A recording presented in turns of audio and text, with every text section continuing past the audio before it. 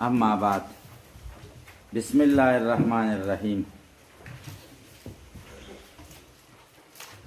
باب ما جاء فی کلام رسول الله صلی الله علیه وسلم فی الثمر باب د په بیان د خبرو د نبی کریم صلی الله علیه وسلم کې پشپې کې ثمر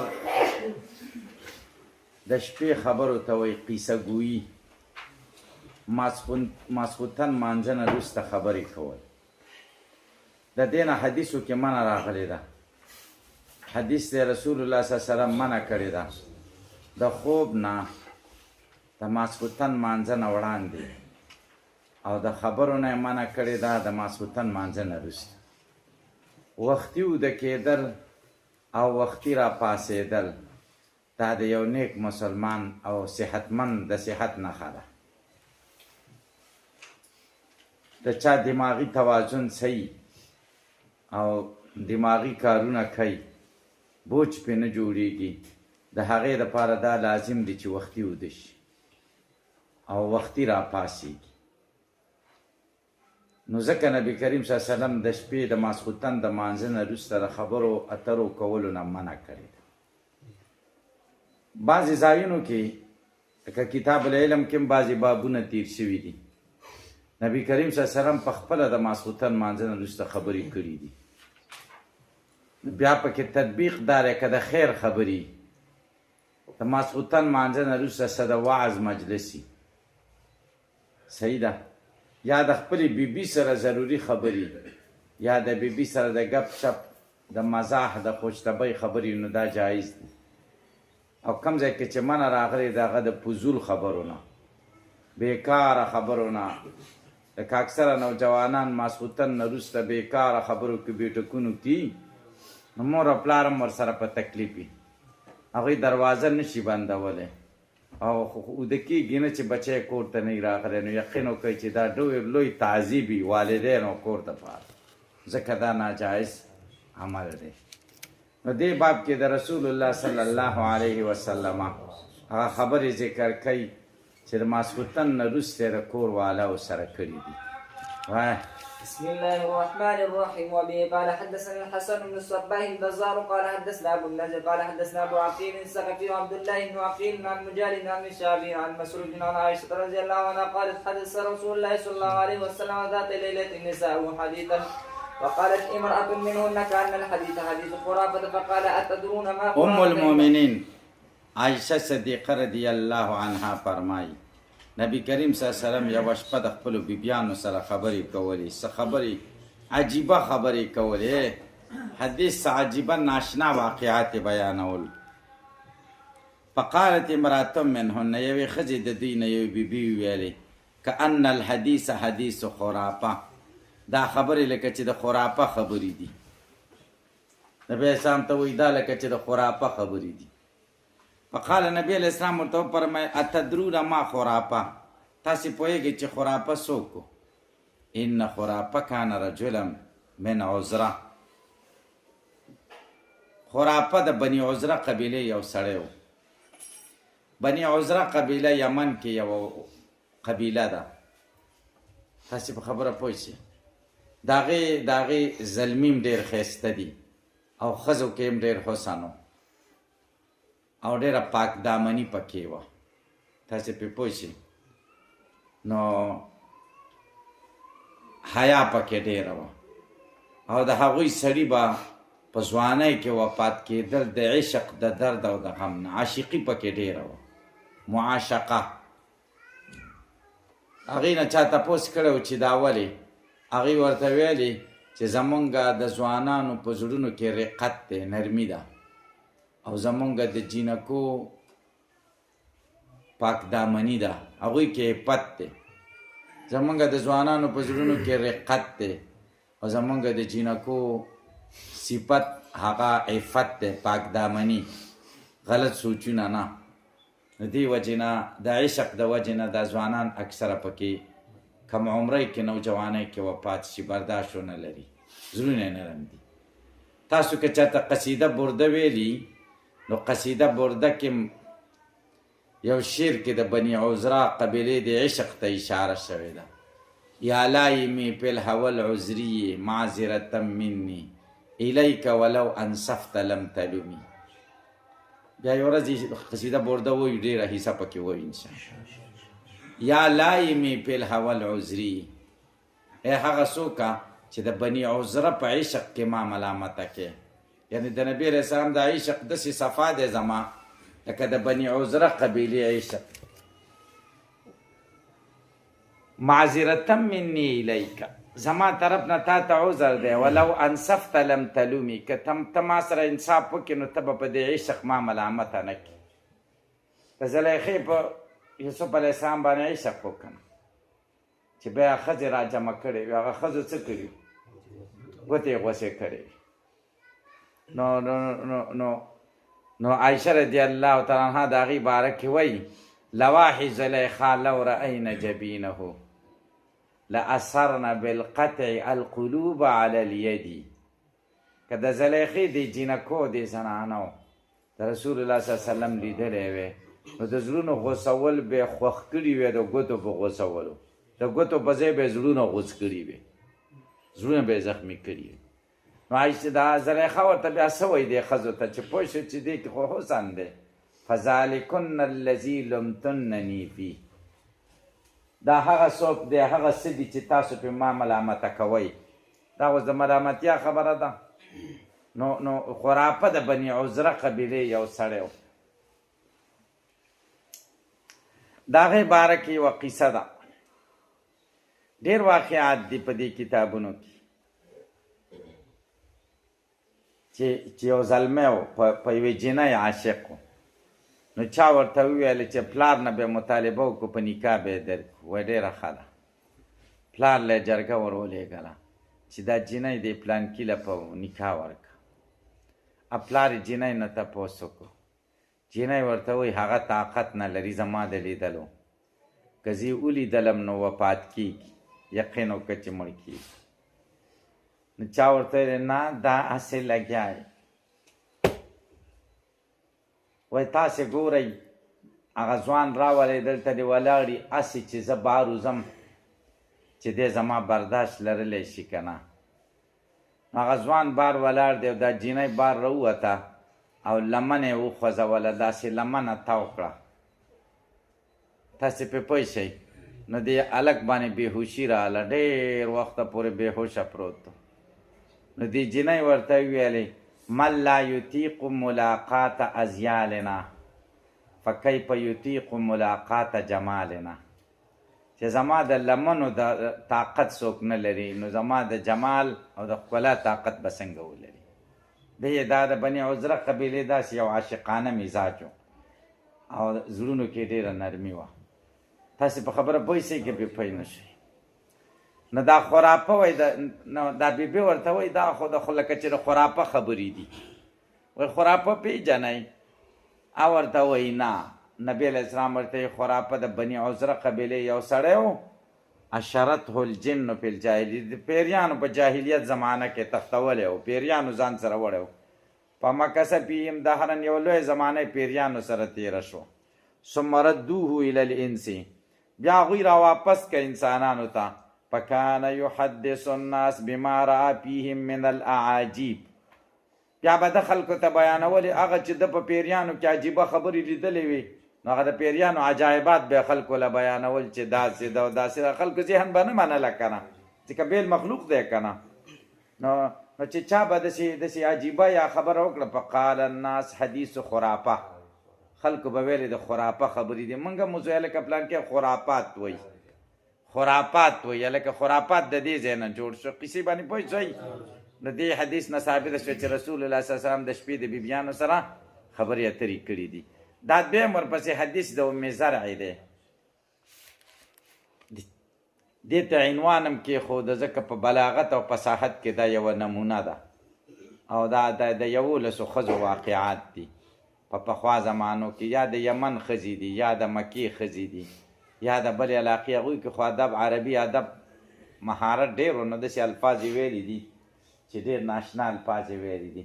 دې ته حدیث د ام زرع وایي ځکه اخیرنۍ ښځه پکې ام زرعه ده، د هغې قصه ده. او رسول الله صلی الله علیه وسلم عایشې ته وایي چې زه تا ته داسې یم لکه ابو زرعه چې د ام زرعې سره څنګه و. تشبیه ورکوي. بعضې پکې د خاوندانو غیبت کوي. ښځې چې راجمع شي نو بیا څه کوي؟ د خاوندانو غیبت کوي که نه. یو بل را بیا یو وایي خورې ستا خاوند څنګه دی، هغه ورته وایي داسې دی، بل ورته وایي خورې بس ویلی نه شو خو داسې دی، بل ورته وایي داسې دی. داسې ده که نه ده؟ ښځې چې راجمع شي نو بس همدغه قیسې دي. نو ګورئ حدیث ام زرعه، د ام زرع حدیث دا بخاري شریف کې هم دی، دویم جلد کې تاسو ویلی دی که وګونئ. وبه قال حدثنا علي بن حجر قال اخبرنا عيسى بن يونس عن هشام بن عروه عن اخي عبد الله بن عروه عن عروه عن عائشه قالت عائشه وی جلست 11 امراتن. دا حدیث مرفوع هم راغلی دی او موقوف هم راغلی. دلته موقوف ذکر که چې عائشه وی 11 ښځې کېناستې، فتعهدنا وتعاقدنا، معاهدې وکړي، وتعاقدنا او مضبوطې وعدې وکړي، الله یکتمنا من اخبار ازواجهن شیئا، چې نه به پټوي د خاوندانو د خبرو نه هېڅ یوه خبره، هر یو به صفا خبرې کوي. فقالت عایشه وی قالت الاولی، نو دی اولی ویلي زوجي لحم جمل غصن، خاوند زما غوښه د اوښ ده، د کمزوري اوښ، غس کمزوري ته وایي. دا غسین چې مجرور شي نو د جملین صفت بشي، او که مرفوع شي نو بیا به د لحم صفت شي. خاوند زما غوښه د اوښ ده، داسې غوښه غسن چې ډېره کمزورې غوښه ده، او دا غوښه کمزورې م علی راس جبل وعر، په سر د اوچت غرۍ، لا سهل فیرتقا، دا غر اسانم نه چې سړی وروخیجي، او ولا سمین، او نه چاغه غوښه ده فینتقا چې د دې نه د هډوکو نه د مازغه راویستلی شي. هلکه پرې پوه شئ داسې غوښه هم نه ده. د خاوند غیبت یې وکړو چې کمزورې غوښه ده، معنا دا ده چې بس کور ته راشي نو نور د کار کولو نه دی، او نه ترې فایده اخیستل کېږي چې وی خوځی را وی خوځی را ژوندی کړي، را ژوندی کېږي هم نه، لکه بره غر له ختل دی او څه فایده پکې نشته. نو مزل به مو کې بره غر له خو غوښه صحیح نه ده. مطلب یې دا ده چې ځان به پرې ستړی کړي خو څه دې جوړېږي نه. غیبت یې وکړه. لکه پرې پوهېږئ. قالت ثانیة دویم ویلې زوجي لا بص خبره إني أخاف ألا أزره إن أذكره أذكر عجره وبجره. زوجي زما خاون لا أبص خبره، دا خبرې زه نه خورم. ولې؟ إني أخاف أن أزره، دا لا پکې زایده دی، که هو ضمیر چې زوج ته راجي شي.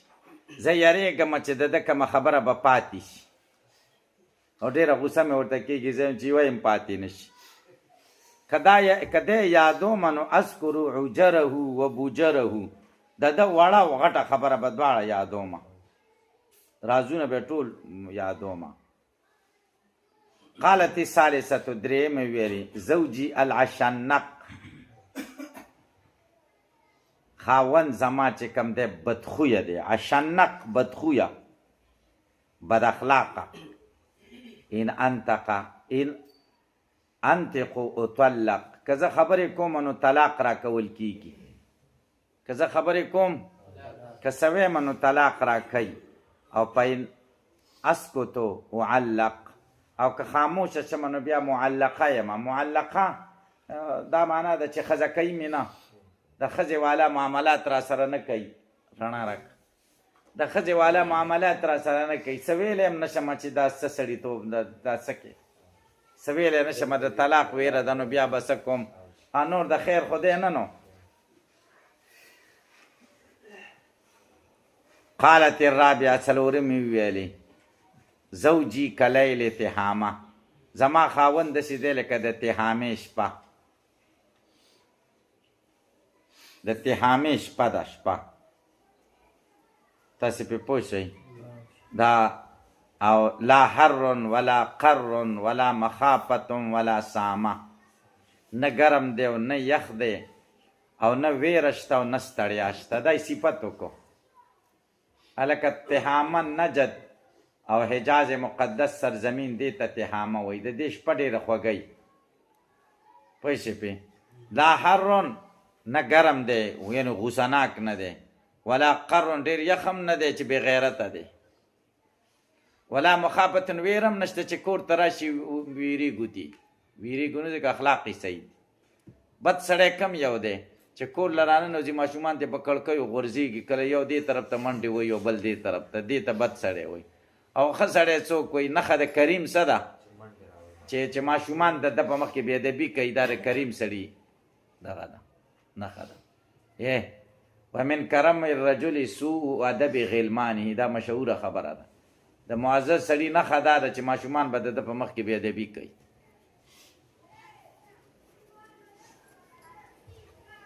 ولا سامه ستړیا هم پکې نشته. ستړیا چې وایي هغه وکړو هغه وکړو هغه وکړو بس ستړي مې کړي، دا ستړیا هم پکې نشته. نو صفت یې وکړو. قالت الخامسة پنځمې ویلې زوجي ان دخله فاهده، خاوند زما داسې دی که داخل شي نو پړانګ شي، وین خرجه که چېرته بهر شي نو اسیده زمری شي. او ولا یسألو عما عهده، تپوس نه کوي د هغه څه عهده چې دته معلوم شي. کور کې ورته څه معلوم شي نو تپوس نه کوي. دا ضم هم کیدی شي مد هم کیدی شي.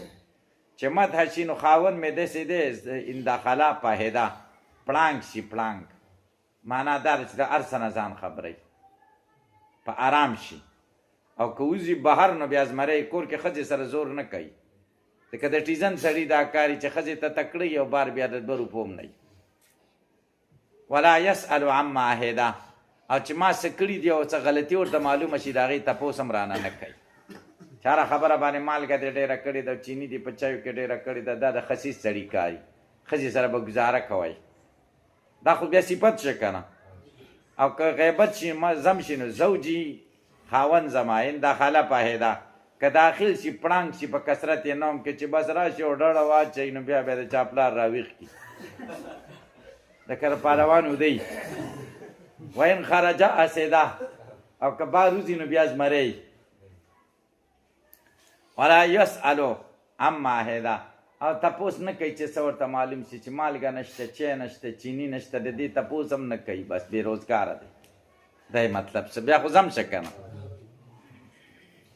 قالت السادسة شپږمې ویلې زوجي خاوند زما ان اکله لفه، که چېرته خوراک کوي نو ټوله رانغاړي. و ان شربه که څښاک کوي اشتفه نو ټوله چاټۍ ختموي. و ان استجاع او که ډډه واچوي نو التف په ځان په بړستن کې راتاو کي سره چاته ګوري نه. ولا یولج الکفه لیعلم البسه، او نه داخلی لاس، یعنی لاس په لاس کې نه راکوي لیعلم البسه چې غم مې معلوم کړي. بس غم چې بدن ته پوه شوی. هلکه پې پوه شئ د زنانه هم دقه شان خواهش لکه د سړي چې څنګه خواهش، او دا خواهش د زنانه هم په بدن کې خوري لکه د سړي چې څنګه وي. بس هغه غم ته وایي چې ټول بدن کې خوري. نماشکو بسی و حزنی الله. تاسې په خبره پوهېږئ که نه پوهېږئ؟ لکه نو د ښځې او د خاوند یو تعلق وي، هغې تعلق کې یو دا ده چې د هغې د غم درد نه به ځان خبری. که دې خبر نه که نو د هغې غمونه دردونه همداسې پاتې شو. قالت السابعه ومې ویلې زوجي عیایا و غبایا طباقا کل داع له دا شجکی او پلکی او جمع کل لکی. تاسو یقین په خدای وکړئ چې هغه منظر ما ته یاد دی. شیخ صاحب به دا ډېر په خوند سره دا حدیث ویل. شیخ حسن جان صاحب رحمه الله ډېر ما بېګا کاپی وکتله، یو حده پورې ما لیکلي و دا چې هغه پکې کوم الفاظ استعمال کړي، په تحت لفظي ترجمه یې چې کومه به کوله. او هغه به ام زرع به یې ښوده چې دا بادام ګل مور، د هغه اصطلاح داسې وه چې سړی ښځې ته وایي چې یا د بادام ګل مور یې. تاسې پرې پوه شئ. نو دا ومه وایي زوجي عیایا و غبایا، خاوند زما سس پس دی. عیایا ستړی مړی، عیي آیا سس پس دی او وغبایا او ډیر جناپویه دی او طباقه بیخی د کاروبار نه خبره دی طباقه یا دا معنا ده یا طباقه معنا چې په چا پرېوتو نو بیا پاڅېږي نه طباقه دا معنا ده او کل داع له دا هر مرض د مرض د دنیا کې چې مرض دی هغه په ده کې شته سر مې خوږېږي خپې مې خوږېږي او جوړونو باندې مې نن درد دی او سترګې مې خوږېږي او بد چل دی او دا دی بد نه و چې نن ټیک یم یعنې مطلب یې دا دی چې مړي ژوندي ته بلکل توجه نشته هلکه مړی ژوندی خو پېژنئ که نه محمد عمر یې نه پېژني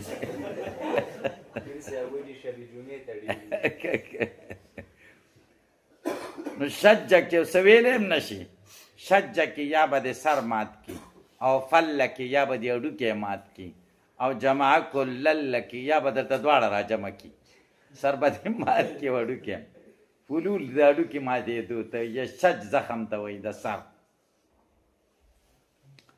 قالت الثامنة اتمې ویلې زوجي المس مس ارنب والریح ریح زرنب دای صفت کوي خاوند زما د ده سره لاس لګول داسې دي لکه د سوې سره لاس لګول نرم دی یعنې خفه کېږي نه غوسه نه کوي والریح ریح زرنب او بوی چې کوم دی دا د زعفرانو بوی دی زرنب یو قسم خوشبویي ده بعضې وایي زعفرانو بوی د زعفرانو دی بعضې سړی که نه دا د هوټلونو والا سړي چې کوم دي دا ډېر خیرني او دا د نانبایانو والا نه دي نانبایانو کتلي هم دي دا ځایونه به خولي او بس دا ځایونه به خولي کتلي هم دی لکه نه تاسو ځانونه صفا کوئ کور ته چې ځئ صفایي خیال ساتئ د کور کې ډېره صفایي کوئ لکه د سړي دا خواهش که نه د ښځې چې ښځه صفایي نو د ښځې هم دغه شان خواهشات دي که نه د هغې د خواهشاتو خیال ساتل پکار دي او دا نانبایان بیخي خیال نه ساتي دې خبرو ته بلکل متوجه نه دي هغه لکه بس پردي لیټرین کې چاودس مات ورنږدې چې خپل حاجت پوره کړي بیا بله بستره کې ویده شي یقین وکړه قالت التاسعة نهمې ویلې زوجي رفیع العماد زما خاوند چې د ستنې د کور ډېرې اوچتې دي عظیم الرماد ایرې ډېرې دي طویل النجات د تورې تیکی ډېر غټ دی پوهې صفت شه ها رفیع العماد ستنې ډېرې اوچتې دي د خو مېلمنو دپاره د مېلمستیا داسې ځای کړی چې اوښان هم به ننوتی شي او عظیم الرماد ایرې ډېرې دي ولې ځکه اور ډېر بلیږي او ترکاریانې ډېرې پخېږي او غوښې ډېرې پخېږي او قلیل طویل النجات او تیکی هم د دغه اوږد دی یعنې مطلب دا دی چې اوږد دی لنډی هم نه دی لنډی سړي کې دا لنډیتوب هم چې ډېر مندری وي که نه دا هم پکې عیب دی داسې هم نه دی چې دغومره شی دی تاسې پرې پوه شئ که نه بیا د ښځې په پامه ښه نه وي که نه چې ډېر لنډی دا ستاسو دغه ښه دي دا مطلب دا شي قدونه هم ښه دي که نه د عمر هغه خو بیخي لکه د ټرېنار ستم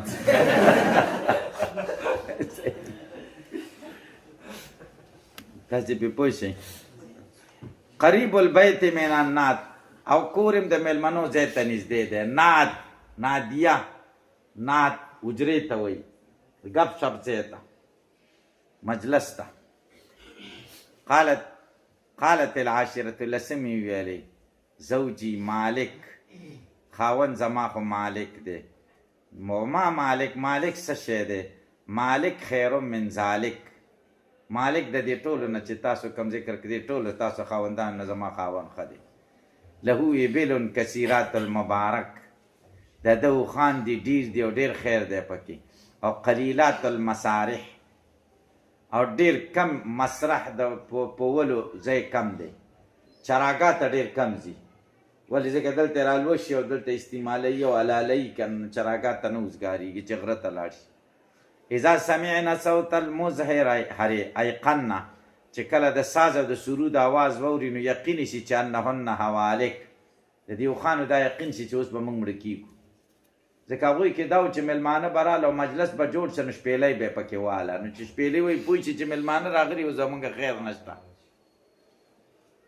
قالت الحادیة العشره 11مې ویلې زوجي ابو زرع خاون زما ابو زرع دی وما ابو زرع څه شی دی اناس من حلی اذنیه ډکړي دي د زیوراتو نه اذنیه زما غوږونه وملأ ډکړي دي من شحم د واز دی نه عضدیه زما مټې مې غټې شوې وبهجني فبهجتو او زه چې کوم دی خوشحاله کړی یم نو زه خوشحاله یم الی نفسي ځان سره وجدني پی اهل غنیمتن زه پیدا کړی پی اهل غنیمتن د لږو ګډو په خاوندانو کې پوه شې پې لږ د ګډو خاوندانو که نه او مطلب دا دی چې پوه شې پې بشقین یا بشقین یا بشقین په مشقت والا کور کې ومه غریب کور کې ومه د غریب کور ښځه ومه پوه شې پې ما ته دا خلک خو داسې کړه داسې ښځې پسې کوشش کوي چې د مالدارې سړي لوري او هغه سبا بیا الله ته ورکوي که نه دا الله ته ورکړي بیا خو ته د سړي بچی نه ښکاري که نه زره پیسې نه وي زما پلار سره خو دومره روپۍ دی او تا سره نشته ښځه خو ډېر ټیزن شی دی نو پښتانه وایي که نه وایي ښه جینۍ په کوم ځای کې په غریب کور کې پوه شې پې وایي زه په غریب کور کې پیدا کړم فجعلني پی اهل سهیل و اطیت زه وګرځولم په اسونو والا کور کې و اطیت د اوښانو په کور کې سهیل د اسونو اواز ته وایي اس چې همهمه کوي هغې ته اصیل وایي سهیل او اطیت د اوښانو همهمي ته وایي هلکه لیدلی دی اوښان چې دغه کوي دایسن و منقن او داسې کور و چې غوبلې پکې وي د غنمو ومنقن و سپایانو والاو فعنده اقولو د وړاندې به ما خبرې کولې فلا اقبه چابده نه زما خبرې چابدې نه ګڼلې مطلب دغه کولی رټلی مې نه چې چپ شه خبرې مه کوه فلا اقبه پوه شې پې ورپسې څه دي و ارقدو او زه به اوده و تصبو تر سبا پورې به اوده په بازه به ولی مې نه چې مطلب شپې دا کار وکړو یا وخان سم کا و اشربو فتقمحو او ما بس کاک کو نو تر اخره پورې به مې کاوه نو خاون خو مې ډېر ښه سړی و چې خاون ښه یو خواښې ښه نه وي د ښځې نو دا هم بیا ډېر نقصان شه اوس د خواښې صفت کوي ام ابي زرع فما ام ابي زرع دا استفهام د تعظیم دپاره دی حکوم هارداهو کندوان د دې د غلې نه ډک و حکوم کندو ته وایي کندو پېژنئ خمبه څه شی کندو یا لکه پخوا به دا کندوګان به د دغه نه کول د خټې نه به یې کول او په هغې کې به یې دغه چې اوړه اچول او اوس خو هغه دغه دي که نه وبیلرونو دي که نه کتلي هم دي که نه مخکې په بوجیو کې خلکو اوړه ساتل که نه اوس یې دغه له ور واچوي که نه هغې ته کندوان وایي کندوان یې ډک دي زه خپله کوچاني الفاظ درته وایم ښه بیا تاسو که پې پویم پې خو الفاظ خپل نه نشم بدلولی تاسې پې پوه شئ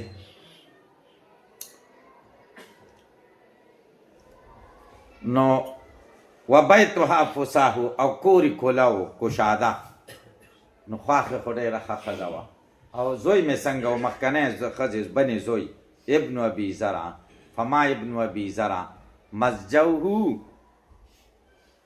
کمثیل شطبتن کشطبتن مسلولتن دا اضافت د صفت دی موصوف ته زید املاس دی داسې دی لکه شاخ را جدا شوی د کجوري نه یعنی چې دی سمدي لږ ځای ګیری لکه د کجوري شاخ نری دی یعنی نریوالی په سړي کې یو ښه صفت یې کوي وتشبعه ذراع الجفره او دی مړی د لاس یوه ټوټه د غوښې یوه ډوکې ورکوټه ډوکې د غوښې جفره هغه دی مړی بنت ابي زرع د ابو زرع لور څنګه ده یعنې زما د بنې لور فما بنت ابي زرع د ابي زرع لور به درته څه ویمه خو تو ابیها و تو تابعداره د پلار ده و تو یا امها تابعداره د مور د دې ده و ملء کسایها او ډکې دي جامې د دې ډکې دي جامې د دې پوه شئ پې معنا دا ده چې چاغه ده ښځې کې دا چاغوالی صفت دی ښه صفت دی چې ډکی حویت السمانه فشیبنني وقد كنت قدما حویت السمانه. مره حکیم دا شعر ویلی دی که نه.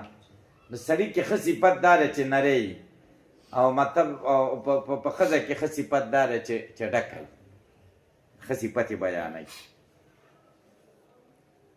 وغیظ جارتها، او د ګاونډیانو دپاره د غوسې ذریعه ده. پوه شې پې، یعنې ګاونډیان ته کړت نشي کولی. جاریت و بی زرعه، او د ابو زرع خادمه څنګه ده؟ لا تبص حدیثتنا، زمونږ خبرې نه خورئ تبسیسه په خورولو سره. ولا تنقص میرتنا تنقیسا، نه غلا کوي زمونږ غله په غلا کولو سره. لا تملو بیتنا تعشیشا، نه ډکوي کور زمونږ د وښونه، کور په وخت سره صفای. بس دا خو ښه صفتونه د ابوذر یې وکړه که نه. دا اوس د زوال، دا خو د عروج زمانه شوه، هر شي دپاره عروج او زوالي که نه. اوس د زوال قیصه کوي.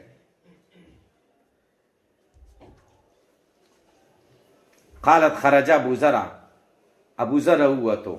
ولو تاب تمخصو، په کم سار وختي ووتو. ولو تاب تمخصو دا معنا ده چې سار وختي ووتو. او تاب غړکې ته وایي. غړکه پېژنئ څه ته وایي؟ غړکه بلاله څه ته وایي؟ غړکه خدای دې ښه کړي، غړکه غړکه. ما ته لږ وګورئ، ما ته وګورئ. دا شمړې خو اوس په دې دغه کې کټوۍ کې کوي او منداڼو پکې وهي.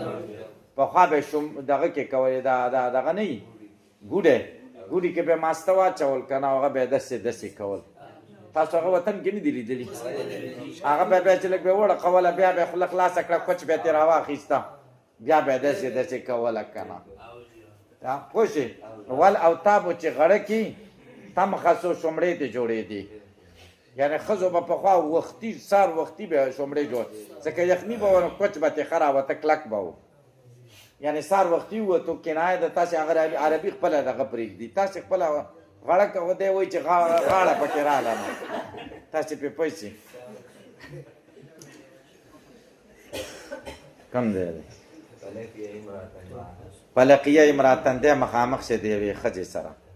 ماها ویل دا د سړي طبیعت داسې دی، سړي مزاج فطرت داسې دی چې بله ښه ښځه وګوري نو بس مایله یې ورته، خواهشات یې نه پوره کېږي. دا به صرف په جنت کې پوره کېږي.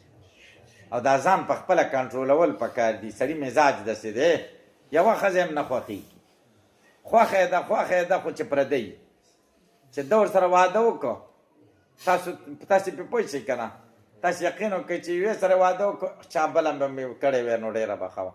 چا بلې سره وکړو نو چا درېیمه مې هم کړې وی نو ښه به وه. ټولو ته که نه حریصي. سړي طبیعت مزاج داسې دی، صرف جنت کې به دا خواهشات پوره کېږي. ماها ویل دانو لها، د دې بچي و د دې سره. کل پهدین لکه پړانګان، یلعبانې من تحت خسرها، لوبې کولې د دې تشي د لاندې. برمانتین، په دوو انارو یې لوبې کولې، یعنې تیینه ښیي د ښځې داسې و لکه تشبیه بلیغه ده، لکه انارونه، او د دې د تشي د لاندې و. تاسې پرې پوه شئ. دې کې دې خبرې ته اشاره ده چې ملا یې نری وه، د دشي د لاندې ماشومانو لوبې کولې. لکه پرې پوه شئ دا یو ښه صفت. په طلقني، نو ما ته طلاق راکړه، په نکحها، هغې په نکاح کړه. نو ما څه وکړه؟ په نکحتو بعده رجلا سریه، ما نکاح وکړه پس د ده نه د یو سړي سره سریه چې د هغه لنګر هم جاري و. سري جاري ته وایي، سخي. رکبه شریه، او دی به سورېده شریه په تیز اس باندې، یعنې بهادر هم و. تاسې پرې پوه شئ. و اخذه خطیه، دا څه دي؟ او راخیستله به یې توره خطي. تاسې پرې پوه شئ پرې. او ورپسې و اراها علیه، او راتوی کړه په ما باندې نعما سریه، نعمتونه ډېر. واتانی من کل رایحة زوجا، د هر خوشبویۍ نه، د هر نعمت نه ماته دوه قسمه راکړه. وقال راته ویلي کلي و میزرع و میری اهلکي، خوراک هم کوه، میزر یې کور والا ولې مړه سخرګه که نه مور پلارله. خو دا څه وایي؟ ولو جمعت کل شیء آتانی، که زه را جمع کړم ټول هغه څیزونه چې د دویم خاوند راغلي دي، راکړي دي ما بلغه اصغرو آنیت ابي ذر د ابو ذر ورکوټي لوخي تم نه رسي قالت عائشه وی فقال لي رسول الله صلی الله علیه وسلم نبی رسول الله راته كنت لکی کبي ذر علی ام ذر زتا ته د سیم لک ابو ذر چې د ام ذر سره خدا تشبیه من کل الوجوه نه ځکه ابو ذر خو بیا ام ذر طلاق کړي وکړ یعنی په محبت کې په زتا ته په محبت کې د سیم لک ابو ذر چې د ام ذر سره مورو نتیجه دا مسله معلومه شوه چې د ښځو سره دا خبرې او ګپ شپ لګول ماسخوتن کې ښه خبره ده ټیم څنګه ټیم خو ډېر واوړي درود شریف